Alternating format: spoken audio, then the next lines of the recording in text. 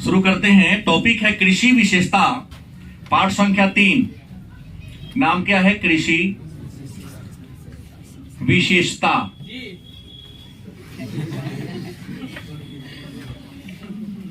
समस्या एवं नीतियां। कृषि विशेषता, समस्या एवं नीतियां। हम बता दें टॉपिक को पढ़ने से पहले कि कृषि क्या है। तो कृषि जिसे अंग्रेजी में एग्रीकल्चर कहते हैं, कृषि जिसे अंग्रेजी में एग्रीकल्चर कहते हैं, और इसका मतलब होता है भूमि को जोत कोड़कर फसल को उगाना, अनाज का पैदावार करना। भूमि को जोत कोड़कर अनाज को उगाना, फसल को उगाना कृषि कहलाता है। और एक बात आप सभी जानते हैं कि भारत कृषि प्रधान देश है। मतलब भारत के लोगों का सबसे प्रधान पेशा, भारत के लोगों के जीविका का आधार, जीवन यापन का साधन कृषि ही है। आजादी के समय लगभग देश के 72% लोग अपने आजीविका के लिए कृषि पर निर्भर था। आज भी देश का लगभग 51% लोग अपने आजीविका के लिए किस पर निर्भर हैं? जिस वर्ष कृषि की पैदावार अच्छी होती है, भारत की अर्थव्यवस्था में चारों ओर खुशहाली दिखाई देती है।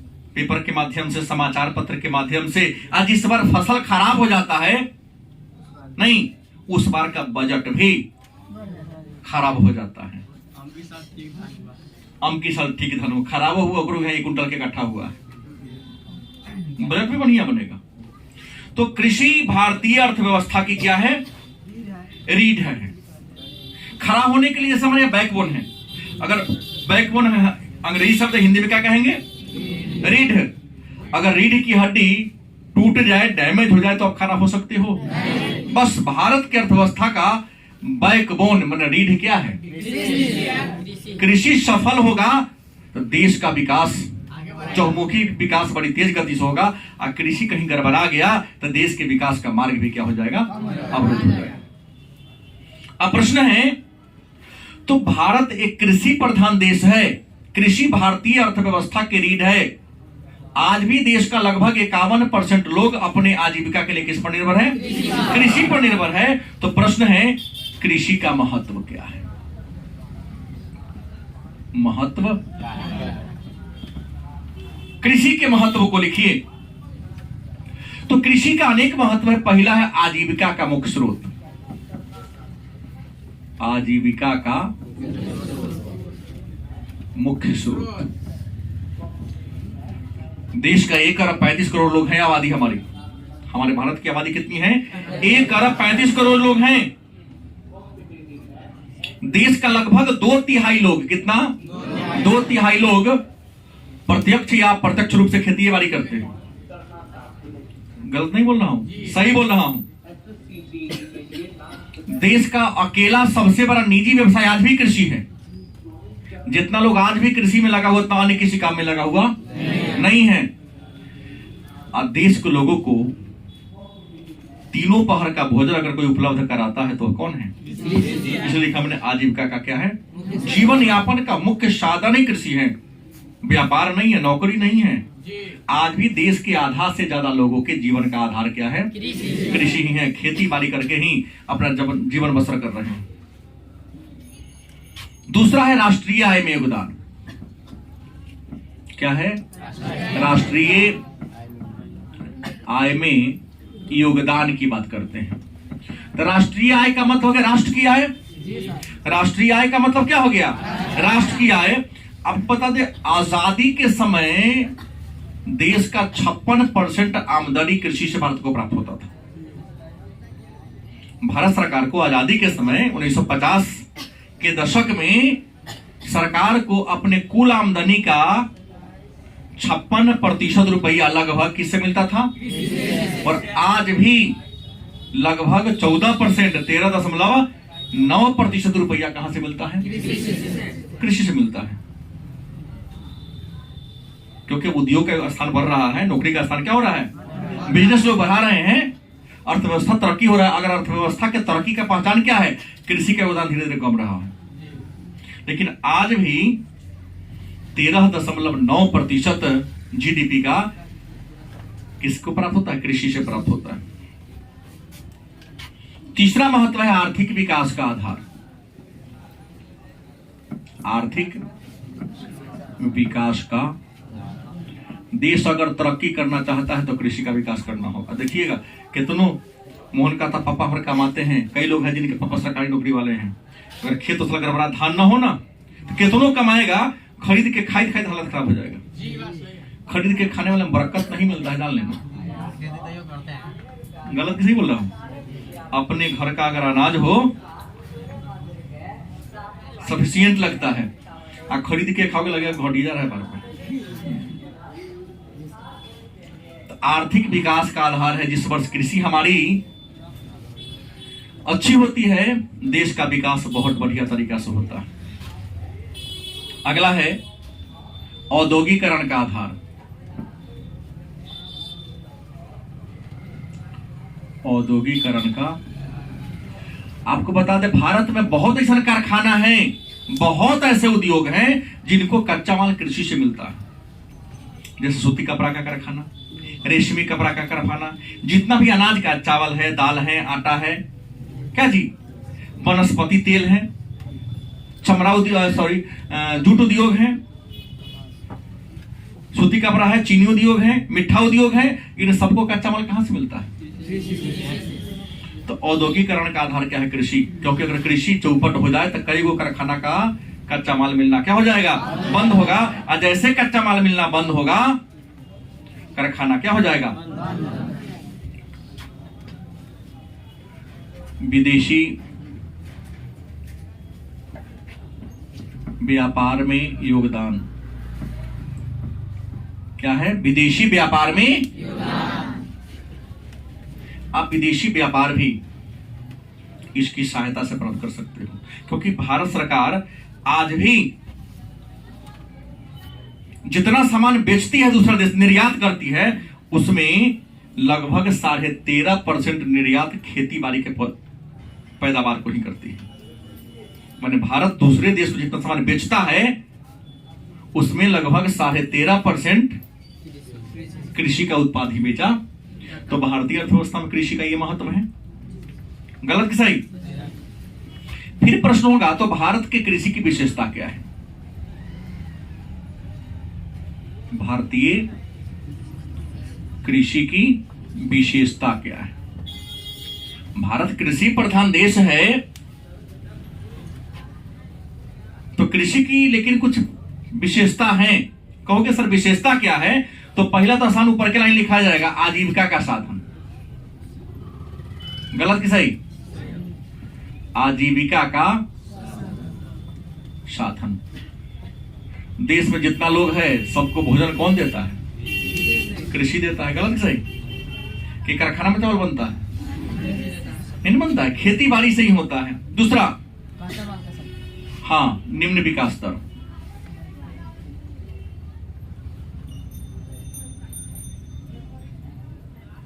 क्या है? निम्न विशेषता है कि अन्य क्षेत्र में जितना डेवलपमेंट हुआ है ना, उतना डेवलपमेंट कृषि में नहीं हुआ है। वर्तमान अगर मैं करूं तो वर्तमान में भारत में कृषि का विकास दर 3.4% सालाना है, जबकि अन्य क्षेत्र का ज्यादा है। तो भारत की कृषि की विशेषता है कि अन्य क्षेत्र का जितना विकास हुआ है उतना विकास कृषि का विकास। तीसरी पर विशेषता है श्रम प्रधान। अमेरिका में जाओ, जापान में जाओ, जर्मन में जाओ, चीन में जाओ, सब काम मशीनें से होता है। रोपाई कटाई, क्या जी, बड़ा बड़ा मशीन एक बार लगा दिया, काटते जा रहा है। देखें कि यूट्यूब पर कभी कभी देखना कैसे कटाई होती है।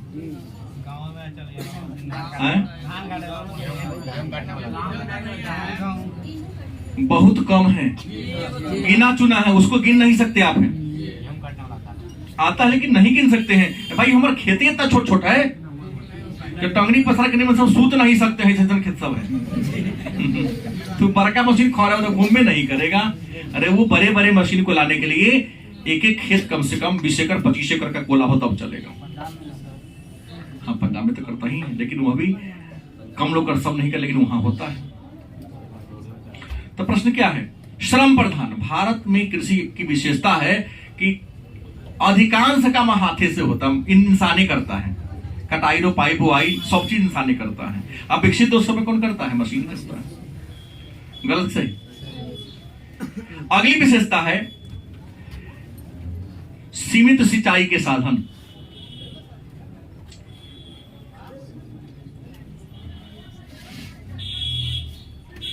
सीमित सिंचाई के क्या है? साधन है। केकरा गांव में सिंचाई के लिए नहर निकला हुआ है? कोई नहीं होगा, नहीं होगा। नहर है, पंपी सेट है, पोखरा है, अपन पंपी सेट फिरा के पानी पटाते हो। आज भी आपको मैं बता दूं 56% किसान ऐसन है या भूमि ऐसन है जो वर्षा के द्वारा ही खेती होता है। मात्र 44% ऐसा जमीन है जो ना में सिंचाई की सुविधा उपलब्ध है। नहीं तो 56% आज भी ऐसा कृषि है, भूमि है जहां वर्षा होगा तो खेती होगी, वर्षा ना होगा तो खेती नहीं होगी। अगली विशेषता है जोतों का छोटा आकार। जोतों का मतलब खेत बहुत छोटे छोटे। हमको लगता है कि गांव में आपके बहुत कम ऐसे लोग होंगे जिनका एगो खेत 1 बीघा का होगा। है क्या? एगो दो होगा। सही बोला आपने। 10 कट्ठा का कोला भी बहुत कम होगा। 3 कट्ठा 4 कट्ठा 5 कट्ठा 6 कट्ठा 2 कट्ठा 1 कट्ठा का कोला मिलता है। एक पीछे रीजन क्या है? बाबा तोर 1 भाई, तोर बाबूजी 4 भाई, आ चारों का फिर होगा 2 को। इतना मूलपूर्वक है हम लोग। नसीने का था हिस्सा बराबर। पिताजी का जैसे मान लो बाबा के वही खेत हुआ, ठीक है। तो बाबा के 4 बेटा तब बता गया, कहीं हो दोनों का 2 को हो गया।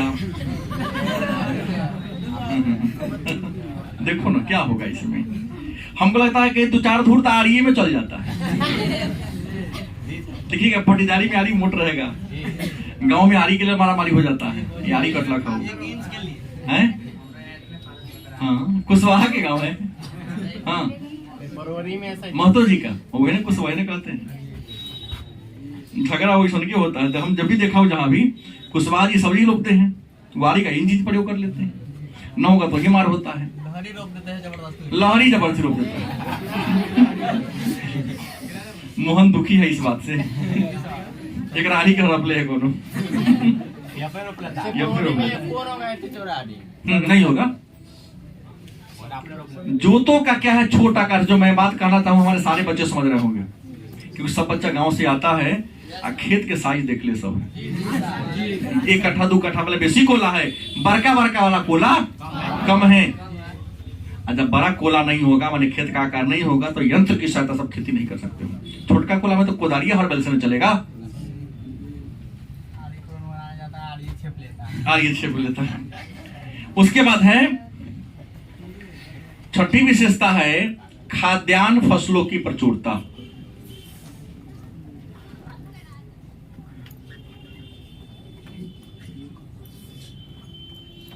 हम लोग जो खेती बाड़ी करते हैं ना, के में चावले गेहूं बेसी उगा लेते हैं, व्यापार वाला फसल कम उगाते हैं। गलत सही? ज्यादा चावले गेहूं उगाते हैं, यह भी एक विशेषता है। जबकि अन्य देश में जाके देखिए वहां चावल गेहूं उतने होगा जितना कि खा सके। मैक्सिमम में नगदी फसल उगाएगा, इसलिए वो अमीर हमसे आगे हम लोग पिछले कहे हैं। खाली चावल गेहूं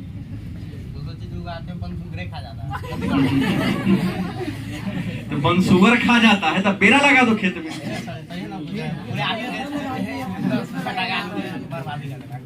कुछ ना क्या करो, चल जाओ पीछे बैठ जाओ, यहाँ बैठ जाओ, दूर पात्र से यहाँ बैठ जाओ। नहीं पढ़ा रहा हूँ, चल जाओ वहां पीछे। क्या है? खाद्यान्न फसलों की क्या है? प्रचुरता है। मतलब यहाँ पर खाने लायक जो फसल है प्रचुर मात्रा। पीछे 4 को देखो ना, वहां प्रचुर मात्रा में खाने लायक फसल है। अगली विशेषता है उत्पादकता का निम्न स्तर। उत्पादकता का निम्न स्तर। भारत में आज भी 1 एकड़ में धान या गेहूं का उत्पादन अन्य देशों की तुलना में, विकसित देशों की तुलना में क्या है, बहुत कम है। जैसे अगर हम बात करते हैं भारत की, तो भारत में वर्तमान आंकड़ा है कि 1 हेक्टेयर जमीन पर गेहूं 32.16 किलो होता है। कितना होता है? जबकि वहीं 1 हेक्टेयर जमीन पर इंग्लैंड की बात करता है तो वहां लगभग 5813 किलो होता है। दुना से के आसपास लगभग डिफरेंस है। बड़ा प्रसन्नता पूर्वक एक बच्चा हमारा बोला कि सर इस साल खूब बढ़िया धान हुआ है, 1 कट्ठा में 1 क्विंटल। बोले हो ना, जाके जर्मनी जापान में देखो 3 कुंटल तक ले जाता है। सही बोल रहा हूं? हम वो नहीं जानना चाहता हूं, हम ये जानना चाहते हैं कि हमारी भूमि की विशेषता है या कमी है कि यहाँ प्रति हेक्टेयर उत्पादन विकसित देशों की तुलना में क्या है, आबादी बेसी है लेकिन उत्पादन क्या है, भूमि कम है, उत्पादनों कम है और आबादी जनसंख्या क्या है। इसके अलावा कृषि की विशेषता है छिपी हुई बेरोजगारी है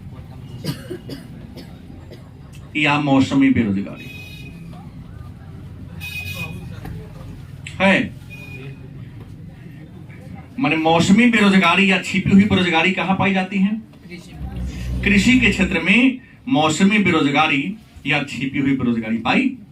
अब मौसमी बेरोजगारी का मतलब क्या हो गया, छिपी हुई बेरोजगारी का मतलब क्या हो गया? जैसे धान तो कट गया होगा सबका, गलत की सही? गेहूं बाव होगा, अच्छा हो ही हो गया नहीं। अब गेहूं बाव हो गया, 21 दिन पर पहली पटाई होती है गेहूं की। गेहूं में पहली बार सिंचाई 21 या 22वां दिन पर होता है और गेहूं में 6 बार सिंचाई की जरूरत होती है। कितना बार? 6 बार। पिछली बार की बात सुनूं, मैं संजोग से गया कि चलो खाली समय थे, गांव पहुंच, चलो देखते हैं खेत। तो जो रुपले था हमने देखा कि जमीन सूखा हुआ है और पानी पटा दिया है। मैं तो कहते तू ननो जनी छा, अगर पानी पटा दे नहीं तो गेहूं में सूख जाते। पूरा तरह के देखे हमको समझा दिया, कहता कि इस तरह में, इस खेत में, इस गांव में 1 बेर से बेसी जो पटाया है अगर मनिए घट जाता है। देखो सका लिया ना, हमको सिखाया। जबकि विद्वान कहते, कृषि वैज्ञानिक कहते हैं इसलिए न देखो छा चलनी से सब गेहूं चला के नीचे चलता हूँ, दाना इतनी हो जाता है। सही नहीं ना होता है, बेसी पानी पड़ने से सामने सही बात है, सूख जाता है। कहता है जब पानी पड़ेंगे जमीन में नमी होगा, हवा बहेगा तो हिलेगा, झाड़ जोर से सूख जाएगा। हमको यही समझाया उसने। जबकि जाके देखो पंजाब हरियाणा में कि धान की बात छोड़, धान में तो कटने से 2 दिन पहले तक 1 इंच पानी रहता है। गेहूं का मिट्टी का भी क्या होगा, हरा होगा, लेकिन अपने का तर्क अलग है। सकाले तर्क ना, एक बार पानी पटवे करता है। तो जैसे हमने कहा छुपी हुई बेरोजगारी क्या है, तो छुपी हुई बेरोजगारी का मतलब होगा कि बाहर से देखने पर लगता है रोजगार में है, लेकिन वहां से उसको हटा लो, उत्पादन में कोई प्रभाव नहीं पड़ेगा। जैसे धान रोपने का समय आया, 2 कट्ठा खेत रोपना है, क्या कट्ठा? अब उदाहरण लेता हूं सुमन का ही। सुमन पढ़ने आ रहा था, पिताजी ने क्या बोले, सुमन ना जो पढ़े, चला दोनों बाप थे हाथे पाथे जल्दी रोप ले। इसके पिताजी चाहेंगे तो शाम तक अकेले बड़ी आसानी से क्या जी 1 कट्ठा 2 कट्ठा खेत को रोप सकते हैं। लेकिन क्या हुआ, दोनों गोरे जाएंगे, 12 बजे तक रोप पे चलाएंगे, वो के रुतास में बैठ जाएंगे, आई वो अपन मोबाइल चलाने मिल जाएगा। वो दिन क्या उदाहरण मैं बोल रहा हूँ, पढ़ाई आपका गया ना। इसी को कहते हैं कि छिपी हुई बेरोजगारी। हटा लेंगे, न रहेंगे तो लमर समर के सामने तो रोपिए देंगे वो, लेकिन अगर बैठे रहेंगे। मौसमी क्या है, तो धान बाव कर दिया, गेहूं बाव कर दिया, एक बार पानी पटा दिया नीचंत हो गया, अब चारों कोई तलाश करेगा ताश खेले वाला कोनो हो कि ना? नहीं। गेहूं जब जिसका बाव हो गया, जनवरी से लेकर मार्च तक बैठे कोई काम नहीं करेगा वो लोग, सुबह शाम खेत में घूम के चलाएगा। इसको तो मौसम के अनुसार कृषि में बेरोजगारी पाई जाती है। खेती कर देने के बाद बैठल रहेंगे 2-3 महीना, फिर गेहूं कटा लेगा, 2 महीना फिर बैठ के होगा। अब वर्षा होगा तब ना खेत जुताई होगा, तो धान की फसल को तैयार किया जाएगा। परिणाम क्या हुआ? अब है भारत में कृषि के विकास की अवस्था की बात करते हैं। नया प्रश्न आया एक, भारत में कृषि के विकास की अवस्था। भारत में कृषि के विकास की कितनी अवस्था है? तो मैं आपको बता दूं कि भारत में कृषि के विकास की 2 ही अवस्था है। भारत में कृषि के विकास की कितनी अवस्था है? तो कृषि के विकास की 2 अवस्था है। पहला है परंपरागत कृषि नीति। पहला क्या है? परंपरागत। दूसरा है नई कृषि नीति। अब कहोगे परंपरागत कृषि नीति क्या है? तो परंपरागत कृषि नीति वह नीति है जिसमें खेती बाड़ी को कहता है कि पूरा हर बैल की सहायता से, हरित खाद की सहायता से किया जाए, उतना ही उत्पादन किया जाए जितना कि आपका काम चल सके। किसी प्रकार के वैज्ञानिक तकनीक का यूज नहीं करना। कृषि को केवल अपने आजीविका के लिए ही यूज करना, आदि मानव की तरह। जबकि नई कृषि नीति कहता है कि भूमि में जितनी सामर्थ्य है, ज्यादा से ज्यादा उसके सामर्थ्य को क्या किया जाए? यूज किया जाए, और किसी भी मौसम में खेत को खाली न रहने दिया जाए। चूंकि आबादी तेज गति से बढ़ रही है, अतः आपको करना क्या होगा? वैज्ञानिक तकनीक का यूज करते हुए उत्पादन को क्या करना होगा? बढ़ाना पड़ेगा। लेकिन प्रारंभ में अपने भारत में परेशानी क्या थी कि परंपरागत कृषि ही थी। क्या थी? परंपरागत कृषि थी। इस परंपरागत कृषि का एक परिणाम हुआ कि आजादी के बाद या आजादी के समय कृषि का उत्पादन बहुत कम था। अलग बात है कि पहली पंचवर्षीय योजना जो 1951 से 56 की अवधि में थी, उसमें सबसे ज्यादा प्राथमिकता कृषि के विकास पर जोर दिया गया और कृषि के उत्पादन में सफलता भी हासिल की गई। हम उतना अनाज जरूर उपजा लिए जितना कि भरपेट खा सकते हैं, साल भर घटने वाला नहीं था। लेकिन दूसरी पंचवर्षीय योजना में हमने कृषि को छोड़ दिया, उद्योग पर जोर दे दिया। परिणाम क्या हुआ कि वहां पर कृषि का उत्पादन पुनः क्या हो गया। और तीसरी पंचवर्षीय योजना जिसकी अवधि 1961 से 66 तक थी, यहां तो 1962 में चीन से लड़ाई हो गया, 65 में किससे हो गया? पाकिस्तान से लड़ाई हो गया, और 63-64 में मानसून क्या हो जाता है? फेल हो जाता है। और मानसून जैसे ही फेल हुआ तो परिणाम इसका यह हुआ कि भारत में खाद्यान्न संकट आ गया। क्या आ गया? खाद्यान्न संकट आ गया। जहां 1945 के बाद विश्व शीत युद्ध के चक्कर में फसल था। पूंजीवादी अमेरिका और साम्यवादी रूस के बीच वैचारिक मतभेद छिड़ गया था। उस वैचारिक मतभेद का नाम क्या दिया गया? कोल्ड वार, शीत युद्ध नाम दिया गया। गलत से। शीत युद्ध कब शुरू हुआ? 1945 में। खत्म कब हुआ? 1991 में। किसके किसके बीच हुआ? पूर्व सोवियत संघ, रूस नहीं कहना है, रूस 1991 में नाम पड़ा, पूर्व सोवियत संघ और संयुक्त राज्य अमेरिका के बीच। तो भारत ने क्या किया? 1964-65 में कृषि के उत्पादन में बहुत ज्यादा गिरावट आई। शीत युद्ध के दौरान अमेरिका संपूर्ण विश्व में पूंजीवाद को फैलाना चाहता था और सोवियत संघ साम्यवाद को फैलाना चाहता था। भारत जैसा जो नया स्वतंत्र हुआ देश न तो पूंजीवादी गुट में शामिल होना चाहता था, न साम्यवादी गुट में। इसलिए शामिल नहीं होना चाहता था कि एक गुट में शामिल होंगे तो दूसरा का गुट हमको हेल्प नहीं करेगा, बल्कि सब गरीब देश था, ये चाहता था कि दोनों का हेल्प लेकर अपनी अर्थव्यवस्था को क्या करें? बढ़ाए। इसलिए इन्होंने गुट निरपेक्षता की नीति को अपनाया कि किसी भी गुट में रहबे नहीं करेंगे, दोनों का सपोर्ट करेंगे, लेकिन दोनों के गलत काम का विरोध भी करेंगे। अनाज का उत्पादन इतना गिर गया, भारत में भूखमरी की स्थिति आ गई। अब अमेरिका के सामने इंडिया को क्या हुआ, झुकना पड़ा। पूछा गया प्रश्न है, PL 480 इंडिया ने अमेरिका के साथ क्या किया, संधि किया, और PL 480 कानून के तहत 1960 के दशक में इंडिया ने अमेरिका से गेहूं का क्या कराया, आयात कराया। 1960 के दशक में या चीन युद्ध के बाद, चीन और पाकिस्तान युद्ध के बीच में इंडिया में खाद्यान्न संकट आ गया था, लोग भूख से मर रहे थे। अमेरिका के पूंजीवादी गुट में इंडिया जाना नहीं चाहता था। अमेरिका का गेहूं हम नहीं देंगे, क्योंकि उसके पास बहुत ज्यादा गेहूं था। वहां अटलांटिक महासागर में करके फेंक दिया, लेकिन नहीं दिया। अंत में इंडिया को क्या पर झुकना पड़ा, समझौता करना पड़ा। PL 480 कानून बनाया। इस कानून के तहत गेहूं दिया, लेकिन अमेरिका की कुछ शर्तों को मानने को क्या हुआ, मजबूर हुआ कि शर्त मानेगा तब ही देंगे। क्योंकि जब आप किसी से कर्ज लेने जाते हैं तो उसके शर्त को सब मानिएगा तो कर्जा देगा, शर्त को ना मानिएगा तो कर्जा देगा नहीं देगा। से बात हुआ।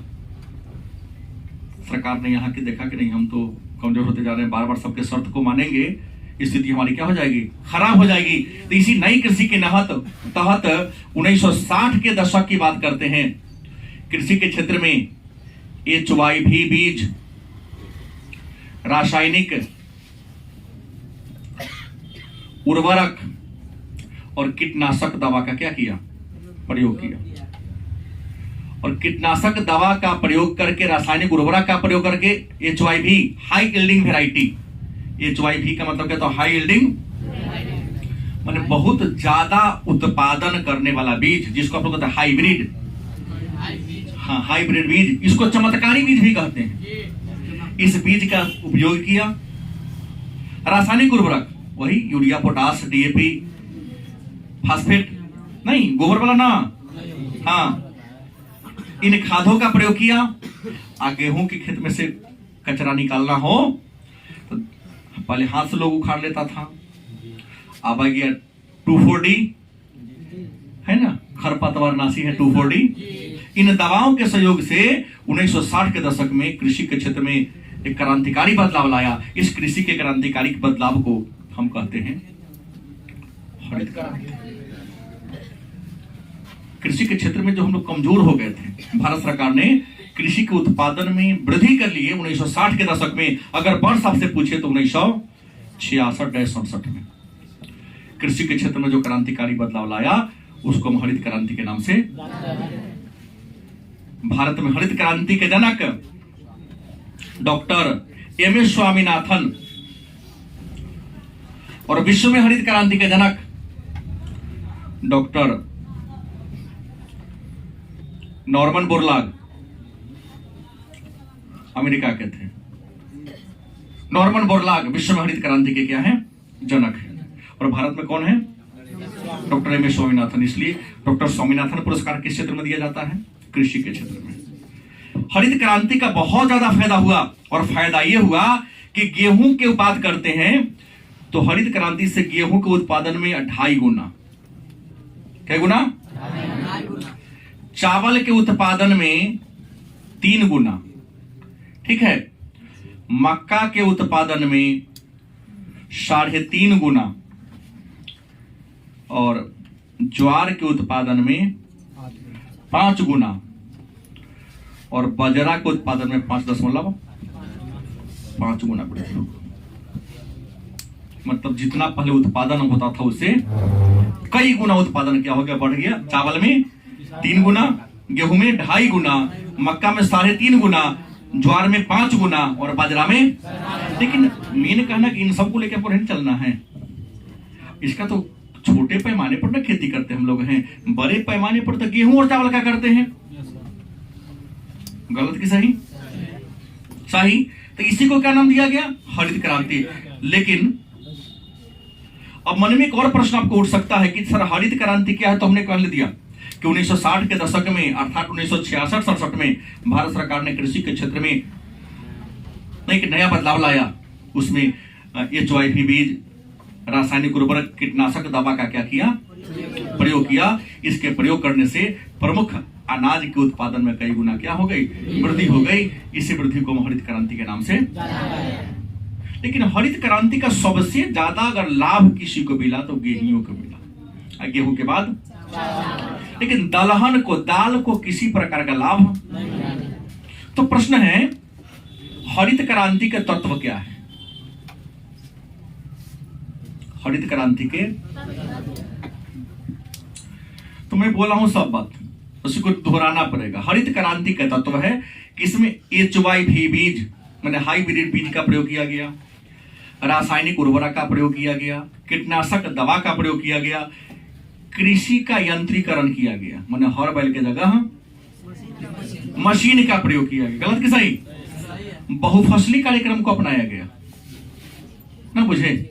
देखिए ना, जाके पापा जी तो लेके आलू रोप दिया होगा, मिट्टी तक किनारे का धनिया भाव कर दिया होगा, मुरैयो बो दिया होगा, गोभी चल गया हम दौल में। हाँ, मकई हो गया, माटी जरा के ऊपर का में आलू का दौल में क्या रोप दिया। बहुफसली कार्यक्रम माने जमीन के हर इंच का, तो यहाँ पर बहुफसली कार्यक्रम को अपनाया गया।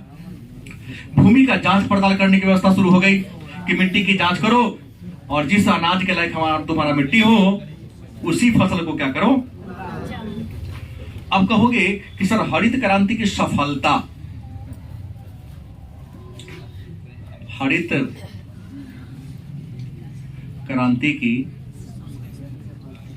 सफलता की बात करते हैं तो हरित क्रांति की सफलता इसमें हुआ कि देख रहे हैं ना, गेहूं चावल इन सबको उत्पादन में बहुत ज्यादा क्या हुआ, वृद्धि हुआ।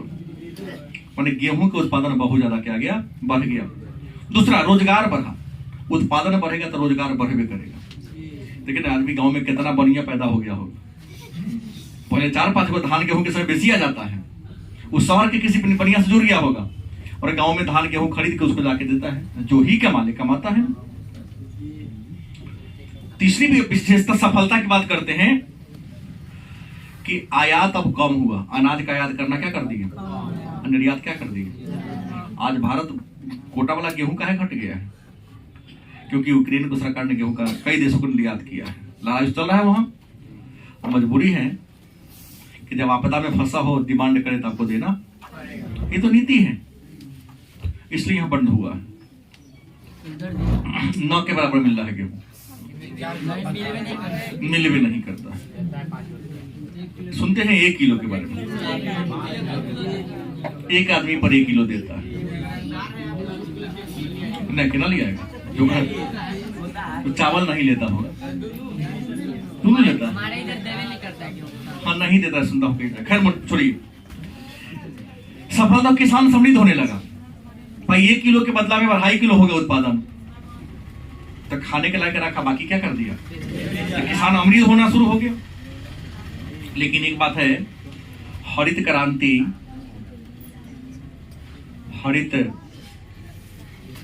क्रांति की असफलता। सफलता तो जान लिए कि उत्पादन बढ़ गया, किसानों की आय बढ़ी, रोजगार भी बढ़ा, निर्यात किए। लेकिन ये नहीं कि इसमें हानि नहीं है, हरित क्रांति से भी हानि हुआ। पहला हानि क्या हुआ कि हरित क्रांति का फायदा सबसे ज्यादा गेहूं को मिला, चावल को मिला, दाल को कोई फायदा नहीं मिला। पहला हानि ये हुआ, सबको मिलता तब ना।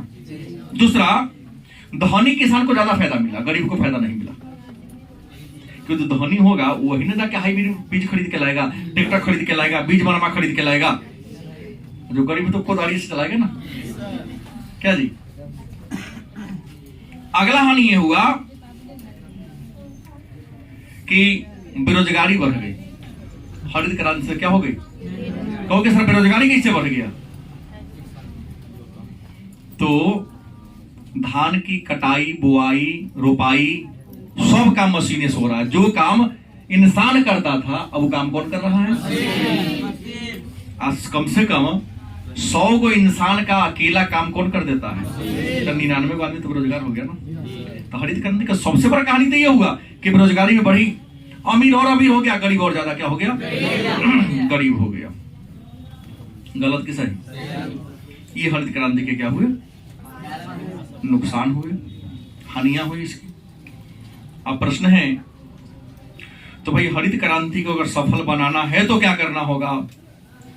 तो हरित क्रांति को सफल बनाना है तो सफल बनाने के लिए इसको हर फसल में लागू करना होगा, और हर फसल में लागू करने के लिए सरकार ने ला दिया है इंद्रधनुषी क्रांति। कौन क्रांति? हरित क्रांति को सफल बनाने के लिए नया क्रांति लाया है। इस नया क्रांति का नाम क्या है? इंद्रधनुषी क्रांति। अब कहोगे सर इंद्रधनुषी क्रांति का मतलब क्या हो गया? तो सभी प्रकार के अनाज के उत्पादन में बढ़ोतरी करने के लिए भारत सरकार ने जो क्रांति लाया है, नई राष्ट्रीय कृषि नीति 28 जुलाई 2008 को, कब आया? 28 जुलाई 2000 ईस्वी को नई कृषि नीति लागू किया गया और यहीं पर क्रांति लाई जिसको इंद्रधनुषी क्रांति के नाम से, जैसे सबका नाम बोल दूं आपको सेंटर ही मिलेगा ही, कि हरित क्रांति कृषि के उत्पादन से, सफेद क्रांति दूध के उत्पादन से, पीली क्रांति तिलहन उत्पादन से, नीली क्रांति मछली उत्पादन से, लाल क्रांति टमाटर और मांस के उत्पादन से, सुनहरी क्रांति फल फूल और सेब के उत्पादन से, ग्रे क्रांति उर्वरक के उत्पादन हो गया, काली चाहे भूरी क्रांति गैर परंपरागत ऊर्जा, सिल्वर क्रांति अंडा के उत्पादन से, गोल्ड क्रांति आलू उत्पादन से। तो सभी अनाजों के उत्पादन में वृद्धि करने के लिए सरकार ने एक क्रांति लाया जिसको इंद्रधनुषी क्रांति के नाम से। कोई दिक्कत? अब प्रश्न है भारतीय कृषि की समस्या क्या है? भारतीय कृषि की समस्या की बात करते तो भारत की कृषि की कई समस्याएं हैं। इन समस्याओं को हम अलग अलग शीर्षकों के तहत बांटकर पढ़ सकते हैं। पहली समस्या है प्राकृतिक समस्या। पहली समस्या क्या है? प्राकृतिक समस्या है। दूसरी समस्या है तकनीकी समस्या। तीसरी है संस्थागत समस्या है। चौथी समस्या इसकी है आर्थिक समस्या, और जो पांचवी इसकी समस्या है वह है अन्य समस्या। तो भारतीय कृषि, भारत एक कृषि प्रधान देश है, लेकिन फिर भी भारत के सामने कई समस्या है। उन सारे समस्या को 5 शीर्षकों में हमने बांटा। पहला कौन है? प्राकृतिक समस्या। कहोगे सर प्राकृतिक समस्या क्या है? तो पहला है भूमि क्षरण। बहुत भूमि का कटाव हो रहा है, चाहे पानी काटे चाहे वर्षा से दह के चल जाए, और जमीन का ऊपर के पर उपजाऊ होता, नीचे का नहीं होता है, क्योंकि किसान खाद चाहे कोई उर्वरक ऊपर के में पटाता है, तो इन 10 फीट खन के वहां गोबर रखेगा, फिर ऊपर से नया माटी रखेगा। तो भूमि क्षरण की समस्या, और क्षरण का कारण है बाढ़, वर्षा, मिट्टी की कटाई और तेज आंधी तूफान। दूसरी प्राकृतिक प्रकोप आ रहा है। प्राकृतिक प्रकोप, ज्वालामुखी फट गया। अब ज्वालामुखी फटेगा या भूकंप आएगा तो ज्वालामुखी में जो लावा निकलेगा धरती पर न फैल जाएगा, पत्थर बन जाएगा। तो जो पर हम गेहूं उगाते थे वहां हो गया पत्थर, हो पाएगा। और तीसरी समस्या है वर्षा की अनियमितता। वर्षा नियमित है ये नहीं, और वर्षा के नियमित न होने के कारण भारत के कृषि को मानसून का जुआ कहते हैं। भारत के कृषि को किसका जुआ कहते हैं? क्योंकि भारत के किसान गरीब है और खेती बाड़ी के लिए वर्षा पर निर्भर है। अब वर्षा कैसन शैतान है, कभी समय से पहले कभी समय के माने समय पर कभी न होता है। कभी इतना ज्यादा वर्षा होता है कि खेत में फसल गल जाता है, और कभी वर्षा न से जल जाता है। कभी इतना ज्यादा हुआ कि खेत में क्या हो गया? गल गया। और कभी वर्षा न होने के कारण खेत में ही फसल क्या हो गया? जल गया। इसलिए भारत की कृषि को मानसून का जुआ करते हैं। पूछा गया प्रश्न 2 नंबर में 12वीं में बार बार आता है कि भारत की कृषि को मानसून का जुआ क्यों कहते हैं। अब तकनीकी समस्या क्या है? तो पहली समस्या होगी उत्पादन की पुरानी तकनीक। क्या होगा? हाँ, पुरानी तकनीक है। आज भी हमारे यहाँ बहुत लोग हर बैल कुदाल खुरपी से खेती करते हैं। पानी सूख गया तो ले लेगा डंडा, खोह नहीं करेगा जमीन पर। सही नहीं बोल रहा हूँ क्या, गलती बोला? पानी अब क्या होता है, जैसे जमीन है, पानी पटा दिए, सूख गया नहीं, हाल अभी बना है, लेकिन लाठी से क्या करेगा, छेद करेगा जमीन में, और में दूसरा का धान लगाएगा और चल देगा। करेंगे होता है जी, नहीं देखे आप लोग? ओकरा कथी कहते हैं? तो ग्रामीण शब्द मैंने बोल दिया। हाँ, खूब नहीं करता है लोग कि तो एक आदमी डंडा से क्या करेगा, छेद करेगा, एगो में से जहां छेद करेगा उसमें धान का पौधा उसमें लगाएगा। हाँ, हाल के कारण लग जाता है, फिर वर्षा होगा, हो ही जाएगा धान। दूसरी समस्या है उत्तम बीज का अभाव। उत्तम बीज का, बचपन में मैं देखा हूं, आज तो मैक्सिमम लोग हाइब्रिड ही लाता है, ब्लॉक से खरीद के लाता है, दबाव करता है। तो मैं छोटा था तो चाचा जी खेती बाड़ी करवाते थे, घर में ही जो बीज रखा होता था उसी को बोते थे, लेकिन बोने का तरीका था केला का एक डंडा ले आते थे, हाँ, बीचे बीचे क्या कर दिए, चीर दिए। मैं देखा हूं, सो बता रहा हूं। और मैं गेहूं के साथ 10 को दाना रख दिए। क्या जी देखो तुम लोग? नहीं, गेहूं के 10 को दानों में रख दिए, अच्छा भी रखाता है, सुन लो, छोड़ दिए। अब 5 दिन के बाद या 4 दिन के बाद उनको अपना आइडिया होता है कि कै दिन में जन्म जाएगा, वो में से देखेंगे कि 10 गो में कै गो अंकुरित हुआ है, 10 में 10 जम गया, इसका मतलब हमारा घर में जो गौ में नीमन है। क्या जी? अच्छा, मान लो कि 6 गो जमा और 4 गो ना जमा, तो कहेंगे भाई खरीदेंगे नहीं, तो बढ़ा देंगे, ऐसे 2 किलो के कट्ठा, तो कहेंगे 4 किलो के कट्ठा बोलते, 3 किलो के कट्ठा बोलते, क्योंकि 40% खराबे बीज हैं, क्योंकि छांटने वाला कोई मशीन तो लेकिन उनका उपाय है, छांटने वाला मशीन भी है, लेकिन अभी लोग उस समय इसके बारे में नॉलेज नहीं था। छांटने का तरीका तो ये है, पानी में रख दो, जितना खाखड़ा होगा ऊपर चलाएगा, और जितना प्योर होगा वो कहा पानी में जड़ में बैठ जाएगा, ऊपर का छान के हटा दो, नीचे का तो प्योर होगा सब ना।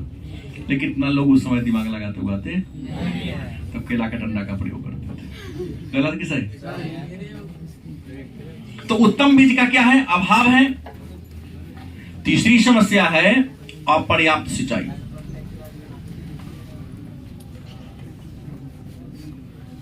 क्या आज भी बहुत ऐसे लोग हैं जिनके पास पंपी सेट नहीं है? पंपी सेट अपन है तो पटा लिया, नहीं है तो निहोरा करना पड़ता है, पैसा देने के बावजूद भी। सोच लो, अब सबके पास नहीं कि पैसा से खरीद लेगा, लेकिन बहुत रिक्वेस्ट करना पड़ता है कि चलिए पटा दीजिए। सिंचाई की सुविधा भी पैसा होने के बाद भी क्या है, अपर्याप्त है, समय से नहीं मिल पाता है। संस्थागत समस्या क्या है, तो जोतों का उपविभाजन। और दूसरी समस्या क्या है, दोषपूर्ण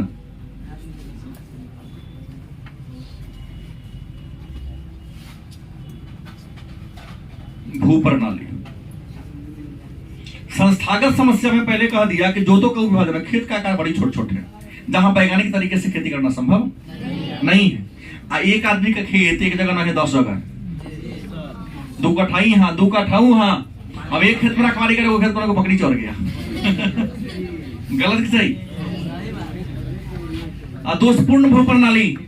आज आपके गांव, हम सबके गांव की कहानी कह रहा हूं। कोनो के पास 100 बीघा जमीन है तो कोनो के पास 200 कट्ठा जमीन नहीं है। एक कितना के पास नहीं, कितना के खेत ऐसे ही पड़ती रह जाता है, और कितना खेत भी जोतने के लिए भूमि नहीं है। ये दोषपूर्ण पर भू प्रणाली है कि एक इतना जमीन है कि जमीनों नहीं चिंता है, एक कुछ ऐसा नहीं है जरा पास घर बनाने के लिए भी जमीन। ये समस्या है।